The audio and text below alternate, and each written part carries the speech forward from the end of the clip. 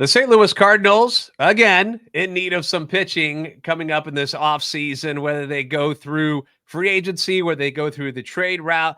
Either way, they're going to have to find some money to figure out how to get these guys onto the roster. Josh Jacobs from redbirdrant.com and the Newt News podcast joining us today to talk about one of the ways that perhaps they could free up a little bit of that money and use it towards some of these free agent pitchers. We'll talk about it today on Locked On Cardinals. You are Locked On Cardinals, your daily St. Louis Cardinals podcast, part of the Locked On Podcast Network, your team every day.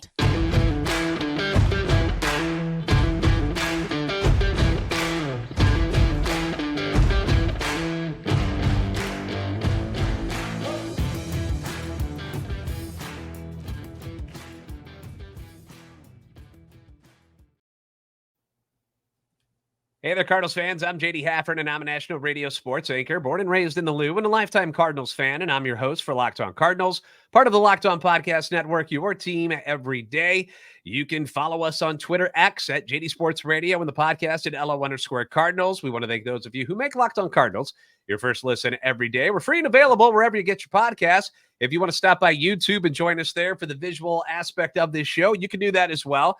Like, subscribe, comment. That way you're interacting with us. Hit the notification button so you know when the new episodes are posted. That way none of them sneak past you. This is a show serving Cardinal Nation and giving the best fans in baseball all of the info about the birds on the bat. Today's episode brought to you by FanDuel. Make every moment more. Right now, new customers get $150 in bonus bets with any winning $5 money line bet. That's $150 if your team wins. They just give it to you. Visit FanDuel.com/lockedon to get started. As I mentioned, our buddy Josh Jacobs from redbirdrant.com and the Newt News podcast joining us today. Josh, you've been a busy guy. A slew of articles have popped up at redbirdrant.com. And when that happens, I know I got to try to get you in here so we can get through all of it. A bunch of stuff that you covered, including free agent pitcher salary projections and how the Cardinals could benefit from what the experts are projecting. Now, before we do this, I know I'm going to spring this on you. I forgot to tell you about this, but I want to show you a picture real quick. And I just want your thoughts on this because I'm getting conflicting reports. Is this picture right here of Newton Shohei? Is that WBC time? Is that when that took place? Yeah, sounds like that was from March because I initially saw that too, and I was like, whoa, what's happening? And then, it was some picture that came from March. So they're not hanging out right now. As far as you know. As far as I know, that's true. You never know. I just want to clear that up because I threw that picture out because I saw it circulating all of a sudden. I'm like, wait a minute. Wait, hold on a second. Why are they on a beach somewhere together? I figured Shohei would be rehabbing somewhere since, Tommy John surgery and all. All right. So now that we got that cleared up, mystery figured out. Let's talk about these pitcher projections because we're starting to see a lot of these lists pop up from the mainstream experts, Jim Bowden and company are putting out lists of the different free agents and how much he thinks that they're going to cost. We just did a show about this yesterday. And one of the things that you noticed clearly, and I noticed as well, is that some of these numbers aren't exactly like outlandish numbers that we're like, whoa, no way we're going to pay that. They're actually not too shabby. You gotta, what are some of these guys and what are some of the projections that stood out to you that give you hope that the Cardinals could actually pull off landing a couple of these guys? Yeah, for sure. And it's across the board. I mean, there's different projections to different guys, but like the first one that stuck out to me is Blake Snell. I was kind of under the assumption outside of Yamamoto, he is easily going to be the highest paid pitcher on the market. But you're seeing deals where it's like 5 years, $125 million. So he's getting like $25 million a year annually for 5 years. That's not a crazy number for a guy that's coming off a Cy Young worthy season. Will be a 2-time Cy Young award winner by the end of the season. I just think that's something way lower than I thought it was going to be. Aaron Nola, I kind of thought we're looking at $30 million a year for 5 years or 25 for 8, and it's more like 25 for 5. Eduardo Rodriguez might be 20 million or under. Sonny Gray is about where we thought in the low 20s over 3 years. So I think that's a really encouraging sign for Cardinal fans is you're not looking at a Garrett Cole mega deal going out there. You're not looking at a Steven Strasburg deal going out there. You're looking at contracts comparable to what Kevin Gossman got a few off seasons ago, which is, it's a lot of money, but it's not insane to give out one or even two of those kinds of deals. And so I think everyone should be expecting, or should have been expecting, the Cardinals to go after one free agent pitcher, one of Nola, Snell, Yamamoto, Gray, something like that. But now I feel like it's really realistic that they can grab a tier one guy, whether it's Nola, Snell, Yamamoto, and go grab Sonny Gray, Eduardo Rodriguez, someone like that, and still have money left over to clear up the bullpen a little bit, to trade for another starter. I think obviously the market could play out differently, but now that it's coming from Keith Law, Jim Bowden, other sources as well, it's not just one person projecting this. It's kind of what the market feels out right now. That's good news to the Cardinals right now. And as you mentioned, like, things can fluctuate. I mean, it just takes one crazy guy from San Diego to throw out a ridiculous contract to somebody, and then everything just changes and gets blown out of proportion. It can happen. But from what we're seeing, like, you're not going to see something like what Carlos Rodon just got, which, you know, a lot of Cardinal fans, myself included, thought that he would have been a good signing this past offseason. Obviously, injuries took its toll on him this year, and he was awful. So you're kind of like, phew, kind of got away with one on there, but we're not seeing where it's going to be one of these, 6, 7, 8-year deals or anything like that for some of these guys. You're looking at the 125 range for a lot of the top guys, which, as you mentioned, that seems reasonable, because normally these contracts are just going to get worse. They're not going to get cheaper as you move on in time. So you get a guy for 25 this year, a guy with similar numbers might go up to 28 next year. So, if you can get them now, and these guys are like 32, we're not talking about 35-year-old guys. We're not talking the Verlander and Scherzer, $43 million at their age of 40 and stuff. We're not talking about that. We're talking about guys who are supposed to be like in their prime. Like they got like 3 or 4 solid years left before any decline might happen. So very encouraging. It's very encouraging to see those numbers, and let's hope Mo and the boys are aggressive and are able to land at least one of those guys. Money-wise, let's be honest, the Cardinals aren't broke. We know they're not broke, but they choose to spend their money differently than a lot of other franchises. That's just the way they've been. They have an idea, I'm sure, in their mind already of what their salary is going to be to start this season, okay? We talked last year, when he said payroll was going up, and I immediately was like, yes, $200 million, let's go. And that did happen. The Cardinals have an idea of where they're going to go. And to fit some of these bigger contracts, if they go after these guys, they're going to have to free up a little bit of money. They're going to have to get a little bit creative, which means they got to find different ways to come up with this cash. And tendering and non-tendering arbitration eligible players is one way that you've pointed out that the Cardinals would be able to free up a little bit more money this year. So up next, what we're going to do is we're going to go into Josh's article, which you can read right now at redbirdrants.com. And we're going to go down the list here of the guys that he thinks the Cardinals should or should not tender. And we'll be doing that next year on Locked On Cardinals. Score early this NFL season with FanDuel, America's #1 sportsbook. Now, right now, new customers, you get $150 in bonus bets with any winning $5 moneyline bet. So let me break that down for you, because math can be hard. $5 moneyline bet, you win that, they give you $150 to use towards whatever other bets you want to go to. That's $150 if your team wins. Pretty good deal. Pretty good deal. So if you've been thinking about joining FanDuel, no better time to get in on the action. The app is very easy to use. Trust me, even myself, I was able to figure it out in just a few moments. There's a wide range of betting options. We've got spreads, player props, which are always a lot of fun, over-unders, and more. This weekend in the NFL, there's a lot of fun matchups. Dolphins-Chiefs are going to be playing in Germany on Sunday morning, so that could be that's going to be should be an interesting game, as long as Pat Mahomes isn't sick again. Cowboys at the Eagles is going to be huge. Bills at the Bengals on Sunday night. My Packers stink, so just bet against them no matter who they're playing, because they're horrible this year. But you can get on the action and make some money this week. So visit FanDuel.com/lockedon. Kick off the NFL season with FanDuel, the official partner of the NFL.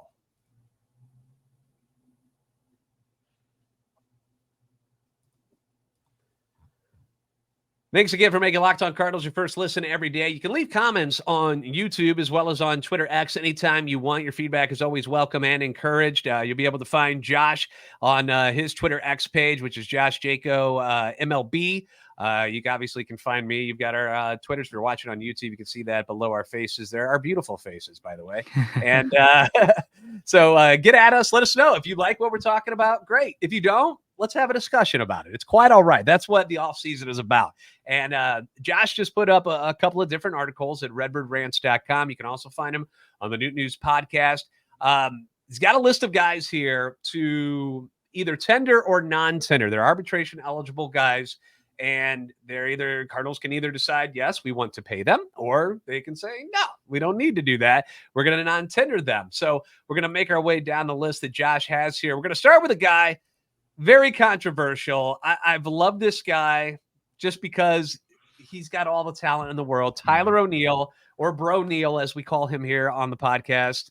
All the talent, speed, power, defense, but he can't stay healthy, can't stay on the field. In your opinion, Josh, tender or non-tender Tyler O'Neill? I think you got to tender him, but I made it very clear at the very beginning for anyone that's already panicking at the idea of Tyler O'Neill being back with the Cardinals next year. I think you tender him because he still has value on the trade market, and you can easily get a reliever in return for him. Or at this point, there's some starters out there like a Shane Bieber, potentially the Tyler Glasnow type, where he could be a part of a package to get you that third starter. I think obviously as a Cardinal fan, he's very frustrating because of the lack of ability to stay on the field. And even when he's been on the field, he just hasn't been the same.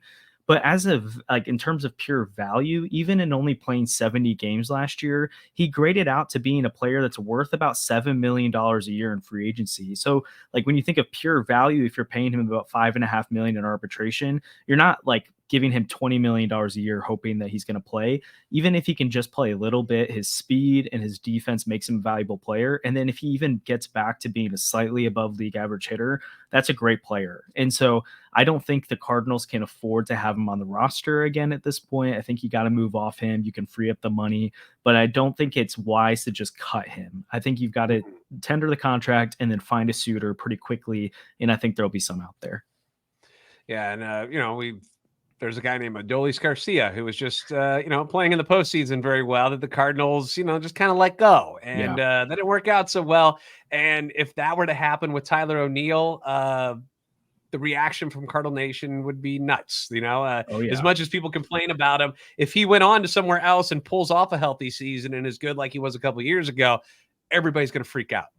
So at that price, it's hard to argue because what are we thinking? Between 5.5, somewhere around that is where he's probably going to get.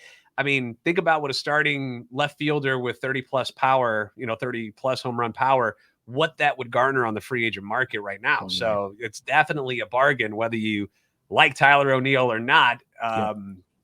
He's worth the risk is what you're saying. Definitely worth the risk. Let's move down to a couple of pitchers here. Let's go to Dakota Hudson. Has had some injuries, a serviceable pitcher when he's on his game, when he's getting the ground balls. Obviously, you see him, he's just a ground ball machine when he's on. When he can't find the strike zone, that's when he becomes very, very frustrating. A tender or non-tender for one Dakota Hudson. What do you think? Yeah, at this point, you've got a non-tender Dakota Hudson. I think it's a little bit different if you didn't have as many depth options as you do now. I think that's one of the things the Cardinals did a great job of at the deadline is they brought in a Sem Roberts, Adam Kloffenstein, a Drew Rom, and then they do have Zach Thompson, Matthew Liberatore. At this point, where does Dakota Hudson even fall in the pecking order? Is he the 9th, 10th best guy? And when you're in that range and you're getting paid $4 million, you gotta go. I think he'll be picked up by another major league club pretty quickly, maybe on a guaranteed contract. Maybe he's a minor league deal. So he's not out of the league. He's still sure. Fine. But the kind of talent he brings to the table right now, there's plenty of guys the Cardinals can pay sub $1 million a year to and get equal, if not better value. So Dakota Hudson is a non-tender candidate for me. Yeah, he's always seemed like a guy that would fit as one of those, double play relievers where you bring him in and he's for an inning or so. But, he's been able to start in his time in St. Louis, and they gave him ample time to try to show things off at the end of this last year. And, Zach Thompson was better He just was at the end of the season. So, the time for Dakota Hudson in a Cardinals uniform, it could be up. All right, moving on to our next one. Jake Woodford had a great spring. Everybody got very excited. When I say everybody, I mean me, because I was like, oh no, we finally found one, a diamond in the rough. Jake Woodford's going to be this fifth starter that's going to blow everybody away, and we're going to be so surprised. And that didn't happen. He had a bad regular season. He had some injuries. Pretty much known mostly for getting flexed on by Nick Castellanos at Great American Ballpark when he was with the Reds a couple of years back, which led to the benches clearing brawl when the first year Arenado was with the team. I remember I was at that game, actually, and I was like, oh my gosh, look at Arenado losing his mind for his new teammates. This is great. But Jake Woodford now, tender or no tender? You got to non-tender him as well. Again, that's a more manageable number. He's projected to make just above $1 million. So it's not that much savings that you're getting. But again, you got to look at the pecking order, all those guys I just mentioned. And then you could also mention Gordon Graceffo, Michael McGreevy. I don't see a scenario where Woodford starts for this team again. And then maybe he's a bullpen arm, but I think they've got plenty of options in that realm as well. And they're looking to add more. So I think that's just another $1 million you can save. Yeah, there just really hasn't been anything special about Jake Woodford. No matter what role he was in, they kept trying him because they wanted to give him a chance, but there's nothing ever stood out about the guy. And perhaps a change of scenery would be good. I don't know, but like you mentioned, they've got so many guys now that can fill that role. A need of Jake Woodford is that, and if he's starting for the Cardinals at some point next year, we're talking about a big problem going on with this team again in 2024. All right, we're going to continue down the list here with Josh Jacobs from redbirdrants.com momentarily on Locked On Cardinals.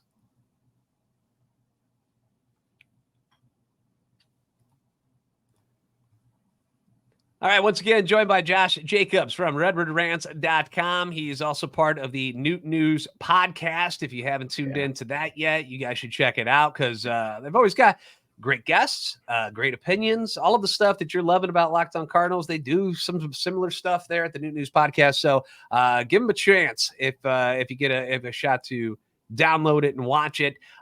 This particular article that we're talking about is at redbirdrants.com. Josh just posted it up on Friday. So we're going through non-tender and tender arbitration eligible guys, trying to find where, the Cardinals could free up a little bit of money just to make themselves feel better about spending that money on starting pitching and perhaps some bullpen guys.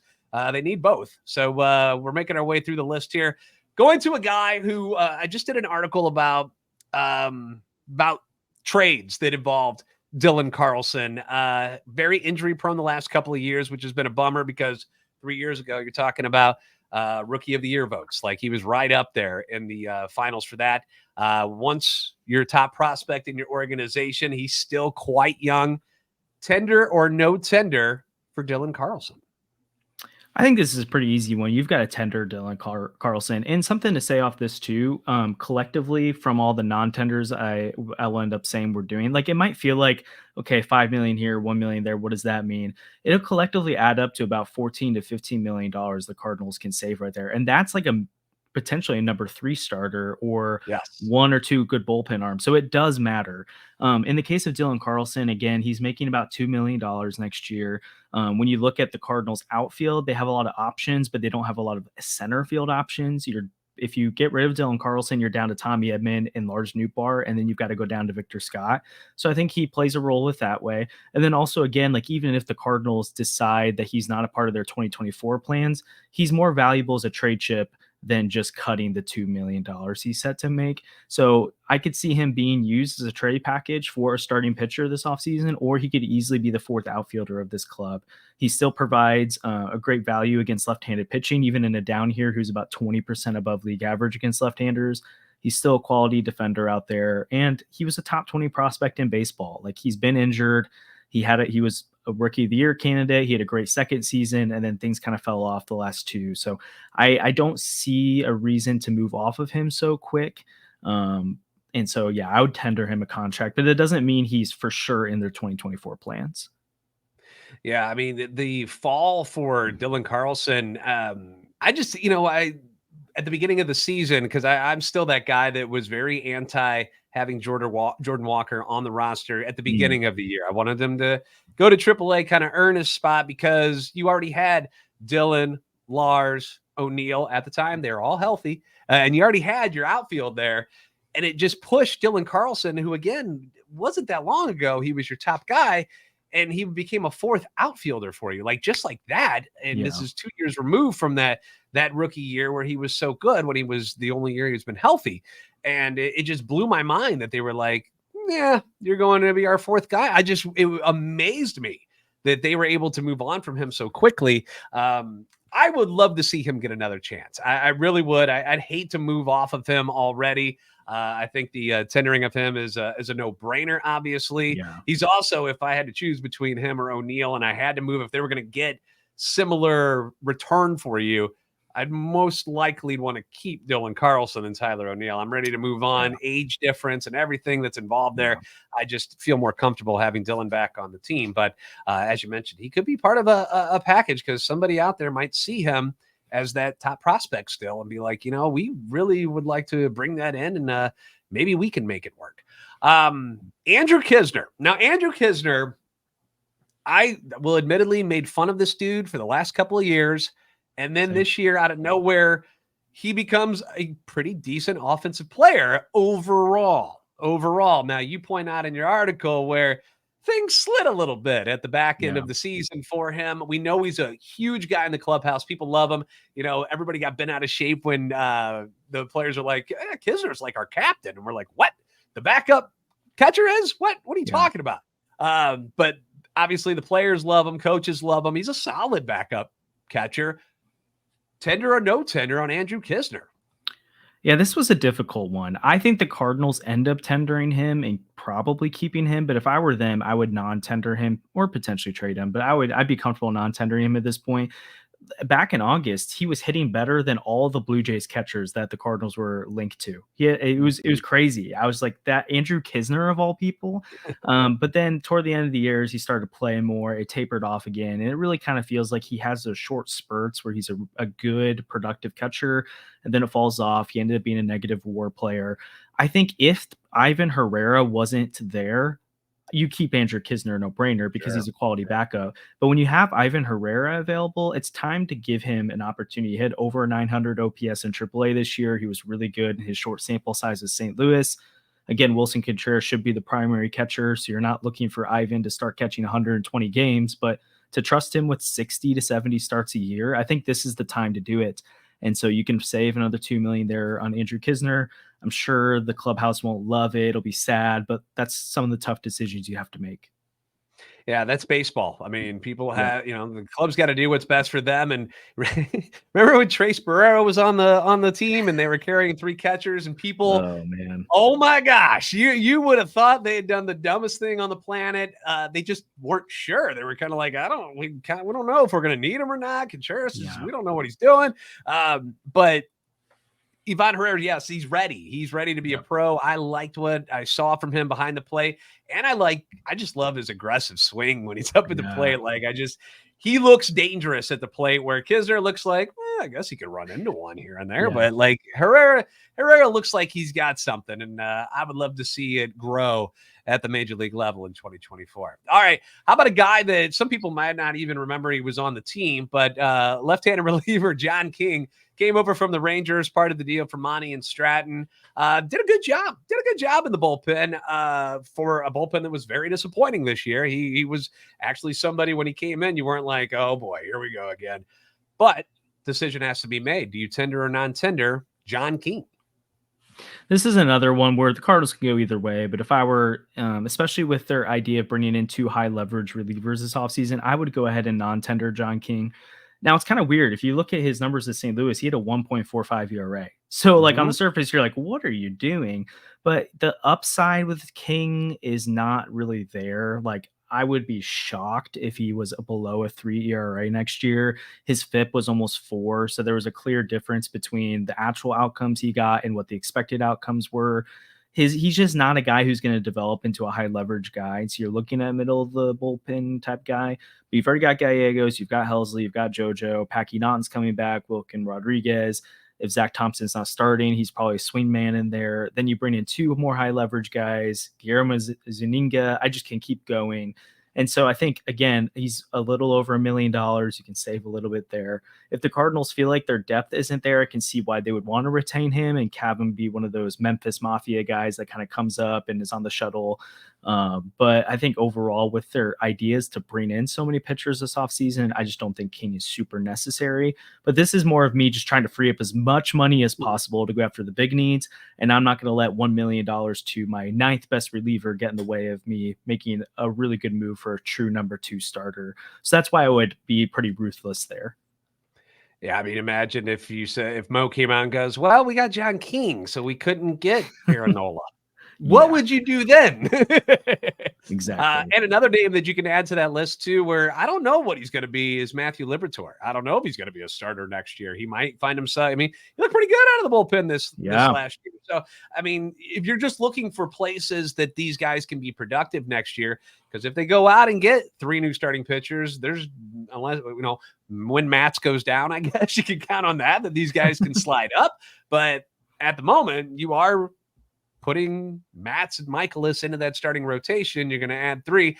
Liberatore maybe at some point, but maybe his best spot is the bullpen next year. So you're talking about him and JoJo, and you mentioned the other lefties, Naughton, who should be coming back and stuff. But you've got other guys that can fill these roles, and keeping a John King around, you're not going to let that hinder you from doing something bigger for the team. Totally. So that's just another way to free up money. So you can find this article at redbirdrants.com. I will have this linked into the show notes and below in the comment section on YouTube if you guys want to check that out. Before we let you go, Josh, thoughts on the World Series? You got to see a bunch of former Cardinals get that ring. Jordan Montgomery got it. Stratton, Maddox, Miller, Adolis Garcia gets it. I mean, pretty cool to see some of these guys. I know we wish they were all in the Cardinal uniform winning it, but pretty cool to see them do it with the Rangers. Yeah, you got to be happy for all of them. And it was cool to see Zach Gallen shoving in Game 5 too. I felt really good for him on that end. And the Diamondbacks fought hard. I mean, if they would have won the World Series, they probably would have been the most improbable World Series winning teams we've had in as long as I can remember. So that's a great run for them. Good for the Texas Rangers. And I'm always looking at things through what can the Cardinals learn from this eyes. And I just love that the Rangers are the one to win the World Series, because they're kind of the blueprint for what the Cardinals need to be doing this offseason, bring in the pitching. And then I actually really like that it wasn't Jacob deGrom and Max Scherzer that led them to the title. It was Nathan Eovaldi and Jordan Montgomery. So you don't have to have a top 5 pitcher in all of baseball to go win a World Series. You need a 1-ish and you need a 2 that can pitch up and when the moment matters the most. And so, and Aaron Nola has shown that before. Sonny Gray has shown that at times. Jordan Montgomery obviously just showed that. So I think there's guys available this offseason where you might have to squint to feel like, are they a number 1? They're not an ace. They're not the Cy Young candidate. But when you get in a short game series with the lineup the Cardinals have, if you can stack up 2 of those guys and it's quality number 3, you can make a run like the Rangers. And so it wasn't the Braves who won. It wasn't the Astros. It was the team that built their team just with eyes after October, and it worked. The Cardinals need to follow suit. Yeah. And I was getting a lot of texts that night, look how good they are, or whatever. I'm like, I would love to have a $250 million payroll to go ahead and do that. Will the Cardinals get to that point? Probably not, but they can make smart additions to this team. A couple of the guys on that team, Andrew Heaney, he's going to be a free agent. And so he's somebody that I would be more than happy to bring in as your number 3 or your number 4 guy if you want to put Michaelis ahead. I have no problems with guys like that at all. Jordan Montgomery, though, what are your thoughts real quick on a possibility of coming back? Because obviously him doing as well as he did in the postseason, he's going to be quite sought after. A lot of people, even in that story about Jim Bowden, it was he's got him ranked ahead of Blake Snell as far as free agents and the money he's going to get, which was a little bit shocking. But do you think there is any hint or hope that he could return to the Cardinals after just winning with the Rangers and going through a tumultuous season in St. Louis? Oh, I think there's for sure a shot he comes back. Now, how probable, I'm not sure. And I'm not even sure the Cardinals have him as their number 1, 2, or 3 priority. But I do think it's possible. I'm a little bit worried about his number getting pretty inflated now that he had this postseason run, and instead of being a low 20s, he's maybe mid to high 20s a year annual value. But I think there's a real shot. And then the GM meetings start early next week, different than the winter meetings, so we probably won't see as many moves.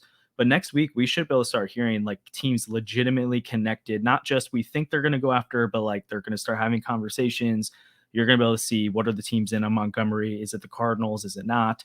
So I think that'll become pretty clear a week from now. But there's interest on the Cardinals' end. It just, are they the most interested team in him, and how interested is Montgomery in them? And remember, Boris is his agent. Yeah. So show me the money.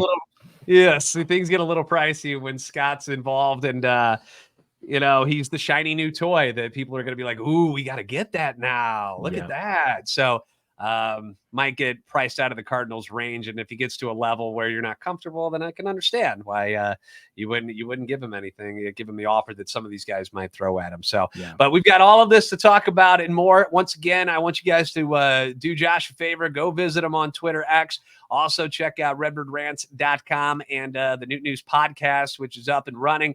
So go check those out. And Josh, as always, I appreciate you coming in and chatting some Cardinal baseball with us. We want to thank you guys for making Locked On Cardinals your first listen every day. If you haven't already, give us a follow on Twitter, X as well, at LO_Cardinals and at JD Sports Radio. Like and subscribe on YouTube to help our channel and our love for the Cardinals grow. You guys are the best fans in baseball for a reason, and we'll see you next time on Locked On Cardinals.